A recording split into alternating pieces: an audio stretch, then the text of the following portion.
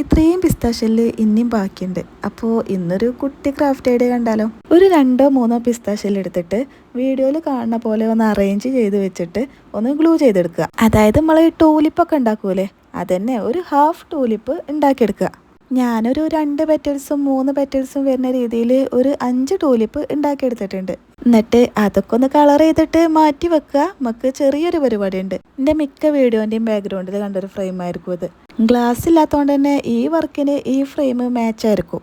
ഞാൻ എന്നിട്ട് ഈ ബോർഡിൽ ഒരു വൈറ്റ് വാഷൊക്കെ അടിച്ച് കൊടുക്കുന്നുണ്ട്. അത് ഓപ്ഷണലാണ് കേട്ടോ. പിന്നെ നമ്മുടെ ചാനലിൽ നടക്കുന്ന ഗിവ് അവേ അറിയാത്തവർക്കായിട്ടാണ്. ജനുവരി 15 നമ്മുടെ ലാസ്റ്റ് ഡേറ്റ് വരുന്നത്. പാർട്ടിസിപ്പേറ്റ് ചെയ്യാൻ താല്പര്യമുള്ളവരൊക്കെ നമ്മുടെ പ്രീവിയസ് വീഡിയോസ് ഒന്ന് എടുത്ത് നോക്കിയാൽ മതി കേട്ടോ. പിന്നെ യൂട്യൂബിലാണ് ഗിവ് അവേ നടക്കുന്നത്. അപ്പോൾ ഇൻസ്റ്റഗ്രാമിലാണ് നിങ്ങൾ ഈ വീഡിയോ കാണുന്നതെങ്കിൽ എൻ്റെ പ്രൊഫൈലിൽ ചാനലിൻ്റെ ലിങ്ക് ഉണ്ടായിരിക്കുന്നതാണ്. അപ്പോൾ ഒന്ന് ചെക്ക് ചെയ്ത് നോക്കുക കേട്ടോ.